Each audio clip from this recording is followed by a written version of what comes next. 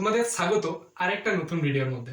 আজকের এই ভিডিওর মধ্যে আমরা রিফ্র্যাকশন ফ্রম কার্ভড সারফেস এইটার থেকে এটাকে ইউজ করে আমরা এই ফর্মুলাটা যেটা রয়েছে μ2 divided by v minus μ1 divided by u equal to μ2 minus μ1 divided by r, এই ফর্মুলাটা আমরা ডেরাইভ করব। তো এসো শুরু করি। প্রথমে আমি এই একটা ডায়াগ্রাম এখানে আঁকা আছে, এটাকে বুঝিয়ে দিই, এক্সপ্লেন করি আগে তোমাদেরকে। দেখো, এটা একটা আমাদের কার্ভ সারফেস, এটা হচ্ছে আমাদের প্রিন্সিপাল অ্যাক্সিস। এরপর এই প্রিন্সিপাল অ্যাক্সিস এই পজিশনে আমাদের একটি অবজেক্ট রয়েছে ও, এই ও থেকে একটা রে এই কার্ভ সারফেসের উপর পড়লো এবং এটা কার্ভ সারফেস থেকে এই এই এই যে লাইনটা রয়েছে, মানে এই লাইনটা হচ্ছে নর্মাল।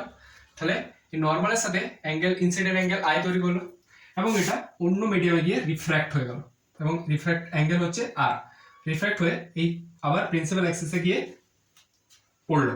তো এই অ্যাঙ্গেলটা বিটা তৈরি করেছে এবং এই নর্মালটা সোজাসুজি এসে এই প্রিন্সিপাল অ্যাক্সিসের সাথে থিটা কোণ তৈরি করেছে। এবং এই যে অবজেক্টটা রে ডায়াগ্রামটা এই স্ফেরিক্যাল সারফেসটার উপর পড়ছে বা কার্ভ সারফেসের উপর পড়ছে, এই এই যে ইনসিডেন্ট রেটা এই প্রিন্সিপাল অ্যাক্সিসের সাথে আলফা কোণ উৎপন্ন করেছে। এটা হচ্ছে আমাদের বস্তু দূরত্ব মাইনাস ইউ রেডিয়াস এবং এটা হচ্ছে আমাদের ইমেজ বা প্রতিবিম্ব দূরত্ব, ইমেজ ডিসটেন্স বা প্রতিবিম্ব দূরত্ব। এবার আমরা স্টার্ট করি ডেরিভেশনটা। আমি তোমাদেরকে প্রিভিয়াস ভিডিওর মধ্যে একটা কনসেপ্ট পড়েছিলাম যেটা হচ্ছে আমাদের স্নেলস ল। তাহলে আমরা এখানে প্রথমে স্নেলস ল ইউজ করব। প্রথমে দেখো, এটা একটা মিডিয়াম, এটা অপর মিডিয়াম। এই মিডিয়ামের রিফ্র্যাক্টিভ ইন্ডেক্স μ1 ইনটু ইনসিডেন্ট অ্যাঙ্গেলের sine value sine i is equal to অপর মাধ্যমে রিফ্র্যাক্টিভ ইন্ডেক্স μ2 ইনটু সেই মিডিয়ামের সাথে, সেই মিডিয়ামে গিয়ে মানে রিফ্র্যাক্ট হচ্ছে সেই মিডিয়ামে গিয়ে নর্মালের সাথে রিফ্র্যাক্টেড রেটে যে অ্যাঙ্গেলটা তৈরি করেছে মানে আর তার সাইন ভ্যালু। এইটা আমাদের স্নেলস ল অনুযায়ী লিখতে পারি আমরা এটা। এবারে তোমরা একটা কনসেপ্ট জানো বা জানবে, সেটা কি বহিস্থ কোণ ইজ ইকুয়াল টু অন্তস্থ কোণ সমূহের সমষ্টি। এই কনসেপ্টটা আমরা এই ডেরিভেশনের ক্ষেত্রে ইউজ করব। কিভাবে? এখানে দেখো দুটো অন্তস্থ কোণ আর আর বিটা, আর থিটাটা হচ্ছে তার বহিস্থ কোণ।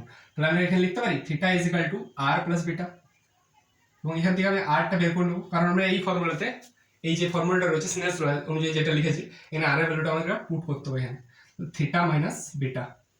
আরেকটা দেখো, এই পুরো ত্রিভুজটা দেখতে পাচ্ছ, এর অন্তস্থ কোণ হচ্ছে থিটা এবং আলফা, এর বহিস্থ কোণ হচ্ছে আই। তাহলে এখানে লিখতে পারি I is equal to theta plus alpha লিখতে পারি। এই দুটোকে ইউজ করে আমরা এই দুটোকে আমরা এই ফর্মুলাতে যেটা স্নেলস ল অনুযায়ী লিখলাম এই ফর্মুলাতে পুট করবো প্রথমে। তো আমরা সেটাই করছি। μ1 ইনটু সাইন আই এর ভ্যালু কত? সাইন আই এর value sine theta plus alpha is equal to μ2 into sine r এর ভ্যালু আমরা এখানে বের করে নিয়েছি, তাহলে এখানে লিখতে পারি সাইন থিটা মাইনাস বিটা। এরপর যদি থিটার ভ্যালু খুব ক্ষুদ্র হয় এখানে, তখন তোমরা লিখতে পারো sine theta is approximately equal to tan theta এবং 2 নম্বর হচ্ছে cos theta is approximately equal to 1। তোমরা এরপর দেখো, তোমরা 11 একটা ফর্মুলা পড়েছো ট্রিগনোমেট্রিতে, যেটা হচ্ছে sin a প্লাস b। এক্ষেত্রে এটা a এটা b, এটার ফর্মুলা কি sin a cos b, sin a sin theta cos b মানে cos আলফা প্লাস cos a sin b cos theta sin alpha. আর আমি একটু আগে বললাম যে থিটার ভ্যালু এক্ষেত্রে খুব ক্ষুদ্র, তাই আমরা cos থিটাকে ইকুয়াল মানে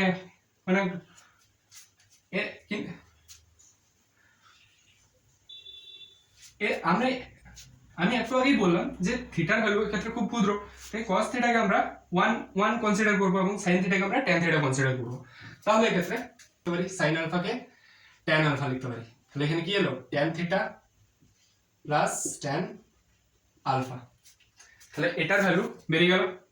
সেই রকম ভাবে এটার ভ্যালু আমরা বের করে নিচ্ছি sin থিটা মাইনাস বিটা, এর ভ্যালু এর ফর্মুলাটা আমি বলে দিই তোমাদেরকে, এটাকে এ ধরবে, এটাকে বি ধরবে।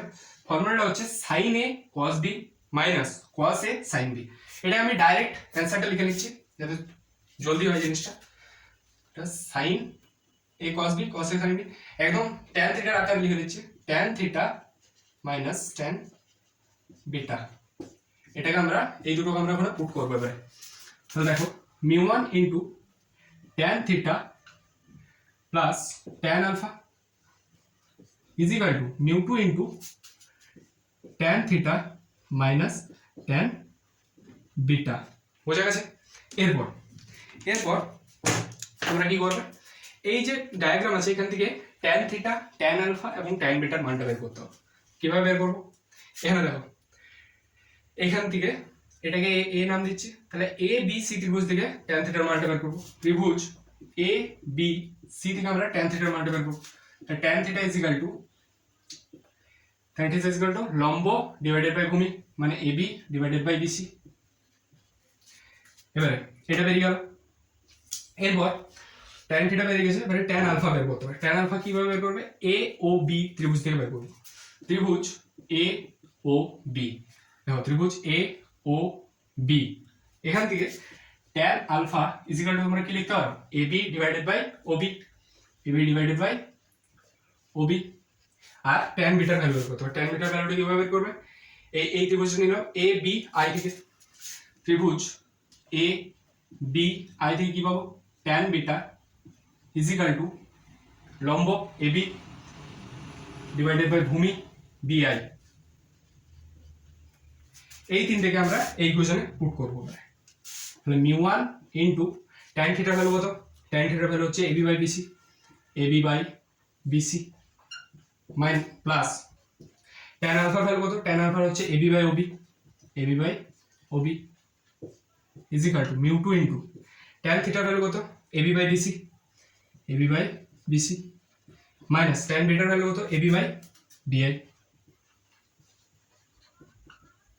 ঠিক আছে? এরপর আমরা এই যে ভ্যালুগুলো আছে এগুলো এখানে পুট করব। প্রথমে দেখো দুদিক থেকে ক্ষেত্রে এবি গুলোকে আমরা কমন নিতে পারি। বুঝা গেছে? তাহলে এখান থেকে লিখতে পারি mu one into AB one by BC plus one by OB is equal to mu two into এদিকেও এবি কমন নিল না, তাহলে কি পড়ে থাকে, one divided by BC minus one divided by BI. AB AB দুদিক থেকে কেটে গেল। বোঝা গেছে এত দূর পর্যন্ত? এরপর আমি এদিকটা মুছে লিখছি বাকিটা।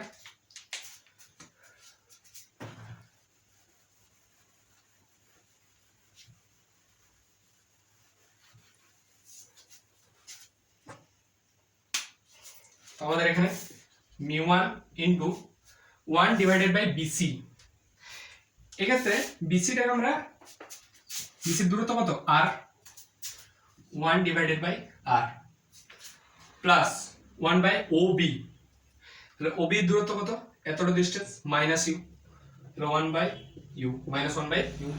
ঠিক আছে? Is equal to mu two into one divided by BC, বিসির ভ্যালু আমরা এখনই দেখলাম, বিসির ভ্যালু হচ্ছে R one divided by R minus minus by, হ্যাঁ এখানে মাইনাস আছে, মাইনাস আছে, তাহলে ওয়ান ডিভাইডেড বাই বিআই, বিআই এর ভ্যালু কত, এখান থেকে এতটা ডিস্টেন্স প্লাস ভি, তাহলে বাই ভি। এরপর আমরা গুণ করে দিচ্ছি এখানে mu one divided by R minus mu one divided by you is equal to mu two divided by R minus mu two divided by V. এরপর এই আর নিচে নিচে আর আছে, এগুলোকে একদিকে নিয়ে আসছি, আর এই ইউ আর ভিটাকে একদিকে নিয়ে আসছি, তাহলে লিখতে পারি মিউ টু, এটাকে এইদিকে নিয়ে আসছি, নেগেটিভ আছে পজিটিভ হয়ে যাবে, V minus mu one divided by U, এবং এই টার্মটাকে ওইদিকে নিয়ে যাবো, তাহলে mu two divided by R আছে, এবং এই পজিটিভটাকে ওইদিকে নিয়ে গেলে নেগেটিভ হয়ে যাবে, mu one divided by R. তাহলে এবারে এই আরটাকে রসাগু করে দিলাম এদিকে, তাহলে mu two minus mu one, এখানে কি হবে mu two divided by v minus mu one divided by you is equal to mu two minus mu one divided by R. এটাই হচ্ছে রিফ্রাকশন ফ্রম কার্ভ সারফেসের ফর্মুলা। তো আজকের এই ভিডিওর মধ্যে আমি complete refraction from curve mirror কনসেপ্টটা আমি এক্সপ্লেন করেছি। এর নেক্সট ভিডিওতে আমরা লেন্স নিয়ে আলোচনা করব। তো আজকের জন্য এতটুকুই। তোমরা ভিডিওটি যদি ভালো লাগে কমেন্ট সেকশনে তোমরা জানাতে পারো। তো থ্যাংক ইউ।